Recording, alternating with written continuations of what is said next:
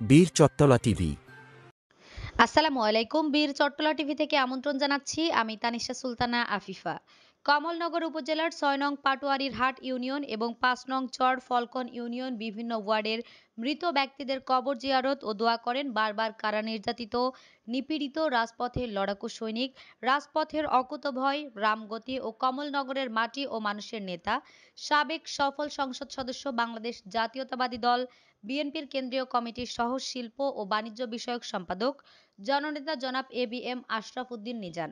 এ সময় আরও উপস্থিত ছিলেন কমলনগর উপজেলার বিএনপির আহ্বায়ক জনাব মোহাম্মদ গোলাম কাদের, জনাব নুরুল হুদা চৌধুরী, সম্মানিত সদস্য সচিব কমলনগর উপজেলা বিএনপি, জনাব এম দিদার হোসেন, যুগ্ম আহ্বায়ক কমলনগর উপজেলা বিএনপি।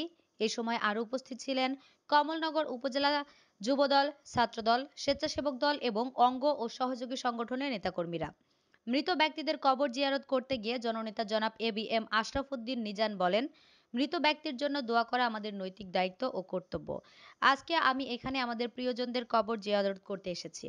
আমরা যারা জীবিত, তাদের জীবনের নানা সংগ্রাম, সফলতা এবং ব্যর্থতার মধ্যে একদিন আমাদের সবাইকে এই পৃথিবী ছেড়ে চলে যেতে হবে। কিন্তু আমাদের কাজের মাধ্যমে আমাদের ভালো কাজ, আদর্শ এবং মানুষের প্রতি ভালোবাসা রেখে যেতে হবে। আমি আজকে তাদের আত্মার শান্তি কামনা করি যারা আমাদের মধ্যে নেই। তাদের অবদান কখনো ভুলা যাবে না।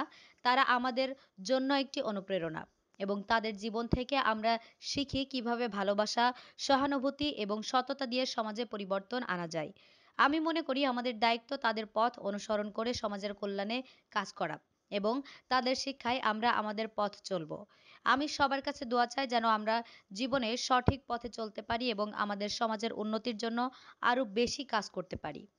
আমাদের আরও নিউজ পেতে চোখ রাখুন বীর চট্টলা টিভি থেকে।